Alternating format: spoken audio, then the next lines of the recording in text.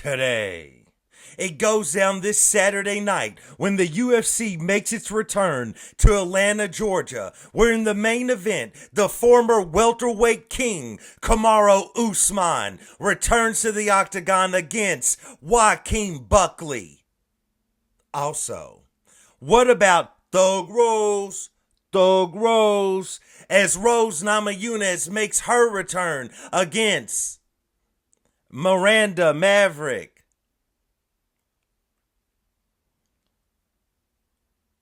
All of this and more on today's episode of Matter of Fact MMA. What's up? What's happening? Let's go. What's up, guys? We right back at it. We right back with it. It's your boy, Matt. We're here to go over the upcoming UFC card. We're not even going to go over the whole card. Let's be real. We only going to talk about a couple of fights coming up on this card because, it is what it is. And that's what we're going to do. So, let's get off into it. The UFC makes its return to Atlanta, Georgia. We're in the main event. Kamaru Usman makes his way back into the octagon against Joaquin Buckley. Man, so here's the deal, bro. I feel bad for Kamaru Usman, right? I feel bad for Kamaru Usman because one thing about mixed martial arts, in a way, what am I trying to say? When you compare mixed martial arts, let's say, to boxing, in boxing, every loss counts. Like, every loss matters because boxing puts a lot of weight into undefeated fighters or fighters that only have one loss on their record or two losses or three losses. Once you start getting past that, if you're not at heavyweight, they start passing over you. When the matchmakers, when the promoters are looking to make those fights, they gonna miss you. You know what I'm saying? But in mixed martial arts, it's different. Mixed martial arts, you can have a ton of losses. You know what I'm saying? And still go on to have a wonderful career. Still be highly respected. Still get the nod in most fights. Like the nod meaning, oh, so-and-so's fighting so-and-so this Saturday night. Who you got? Oh, I'm going to go with this dude. They will still get the nod like that, right? Even with losses. But what's interesting about mixed martial arts is certain losses at certain time periods really, I won't say ruin, but in a way can ruin your career. And I won't, it's not that bad. It's not really a ruin, but that's just the word I'm going to use. And here's what I'm saying. Jose Aldo versus Conor McGregor. Jose Aldo was already at this point in his career, when he was about to fight Conor, he was already goated. He was already solidified as the best featherweight champion, best featherweight we had ever seen. That's just what it was, right? In that time period. A loss doesn't equal anyone's career is ruined in mixed martial arts, but certain types of losses at certain times do, in a way, right? So that fight with Conor McGregor, when Conor finished Jose Aldo in like 13 seconds or whatever it was, that altered drastically, dramatically, traumatically, to keep using all of these matically words. It altered Jose Aldo's career. That one loss almost made it seem like all the other wins prior to that loss were invalid. That's how powerful the wrong loss or losses at the wrong time can be in mixed martial arts. When you look at Kamaru Usman was being touted as one of the greatest welterweights and welterweight champions of all time. People were already putting him in the same breath, in the same sentence, in the same room, sitting in the same chair. Not really, but they were already putting him in the same spot as George Rush St. Pierre, GSP. Already, right? But that first KO loss to Leon Edwards, you're letting him bully your son. That changed everything in Kamaru Usman's career, you know? And when it first happened at that moment, we didn't really know everything was going to change. Everyone who weren't, hardly anybody was a fan of Leon Edwards going into that fight. But once you were into that fight and you saw the way he pulled off the win, just out of the jaws of defeat, just snatched it right out the jaws, it was like, okay. And people started messing with Leon Edwards. But we didn't really know that this was really going to harm Kamaru's career, right? Then Usman gets the rematch in the UK against Leon Edwards.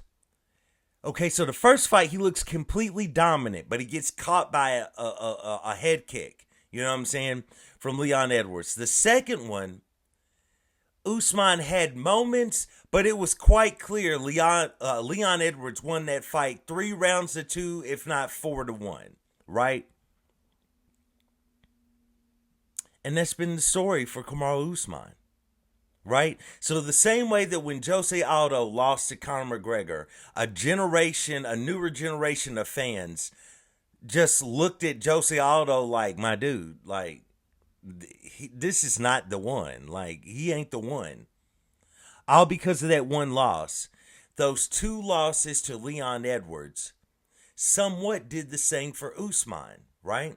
Then it didn't help that Usman is taking so much time off, so much time away, especially from the welterweight division. Now, Kamaru Usman, to his credit, arguably on the scorecards, may have beaten Chimaev.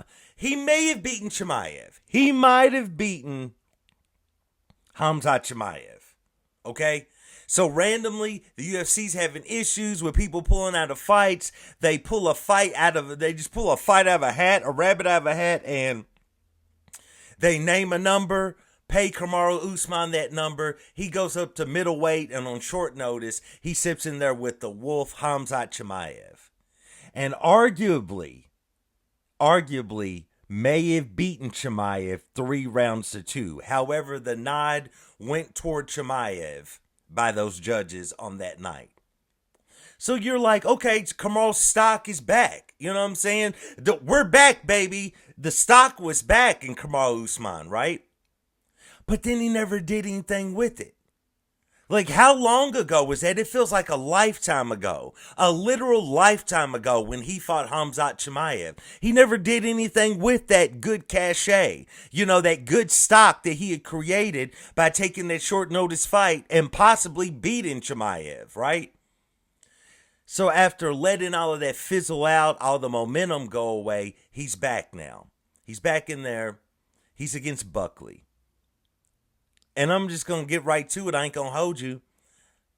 I got Joaquin Buckley to go out there and get the win. Now, there's definitely a world where he finishes Kamaru Usman, right? But I think he's going to take a 5-round decision, in my opinion. Buckley has really, really good takedown defense. It might not have been as good early in his career, but now it's solid. You know what I'm talking about? It's shored up. It's solid now, right? So it's like, I think Kamaru will definitely be able to get a takedown, maybe a couple of takedowns, but this is not going to be those dominant Kamaru Usman takedowns from earlier in his career, where not only is it a guarantee you're getting taken down to the ground, but also you're not going to get back up till the bell sounds, right? Until the referee saves you and you get to go to your corner and your dusty coach is desperately trying to give you some sort of advice against the Nigerian nightmare. What was you going to do back then? But this ain't that Kamaru, right? And I think that he will be able to get at least 1 takedown on Buckley. But I'm going to be honest with y'all, maybe 2 at the most. If he even is able to make it to 2 takedowns. I think Buckley's takedown defense is way too good. I think Buckley recognizes the spot that he now holds in the welterweight division. Because let's be honest, with the win over Kamaru Usman, Buckley is right there. Okay? Buckley is right there to challenge for the championship. So we now have Islam Makhachev is going to fight Jack Della, right? But who else is in the running? What else is going on? You've got Shavkat right there. You've got Ian Gary right there. Ian Gary, you have him right there. And you also have Joaquin Buckley right there. You know what I'm saying? So I'd say with the win over Kamaru Usman, it's going to be a major weight because of this fight with Islam Makhachev. But I'd say with the win over Kamaru Usman, if Shavkat actually gets the next shot whenever he's able to return, I'd say Joaquin is going to get the shot after that, possibly, but I could really only see one other fight going down in between now and then to make sure of it. And I think that's him versus Ian Gary, which was, a fight that was originally supposed to happen, but UFC had to pull it to try to shore up another card. And if you watch MMA Guru content, he's calling this Buck versus Cuck. You know what I'm saying? And it's like that's the only fight I could see them making after that before a title shot.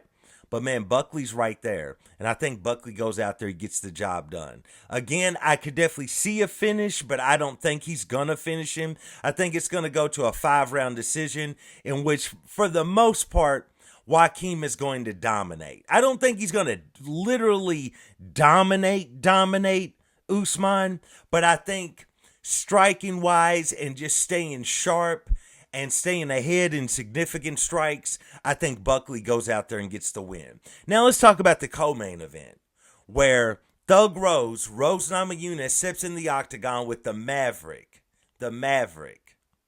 Miranda Maverick.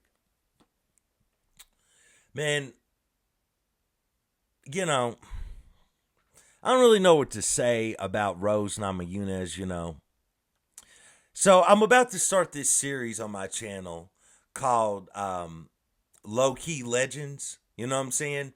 And what the show is going to be is Low Key Legends is going to be a show in which I highlight different fighters that a lot of people might not look at like they're a legend of the sport or a Hall of Famer of the sport. But at the same time, there are things that they accomplished, things that they did, or just they were so relevant to the culture or the moment at that time that they need to be highlighted. They need to be highlighted. You know what I'm talking about? Because y'all sleeping on a lot of them. And so for me, they a low-key legend. With that being said, when you look at people like Rose Namajunas, who really captured a moment, years back when Joanna Jędrzejczyk was the champion of the world. Rose really captured a moment, you know what I'm saying? Because not only did she have to go out there and put on a show, not only did she have to go out there and put on a show and win a championship where the day before Conor McGregor threw a dolly through a bus and got glass in poor Michael Chiesa's eyes, derailed his whole damn career. He ain't ever been the same since. You know what I'm saying? He fighting Court McGee on his card. You know what I'm saying? Who's that mythical man that's still fighting way past his time? Oh, that's Court McGee. Oh, okay. But anyway, you know what I'm saying? That's no disrespect to Court McGee. Shout out to him. He's a great fighter. Here's the thing, though. Rose Namajunas was having a moment, bro. And when you're talking about she goes out there and she beats Joanna twice. First time she beat Joanna, didn't really look that bad. Didn't really look that hard, I should say. Second time she beat Joanna, it was a war. Joanna came to fight that night, but rightfully so, Rose Namajunas won. We're talking about a woman that's also beat Zhang Weili, right? And this goes back to certain losses, certain fights at certain times can derail your career or make you look way different, right? So we're talking about someone that beat Joanna Champion twice, beat Zhang Weili, You know what I'm saying? Beat Zhang Wei Li twice. Twice. And man,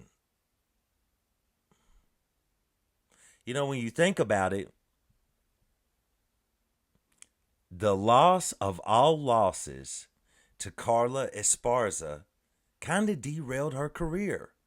You know what I'm saying? Not really derailed it because she's still been doing well. But it's one of those losses where in that one she didn't get dominated. She didn't get finished. She just didn't do enough to win the fight.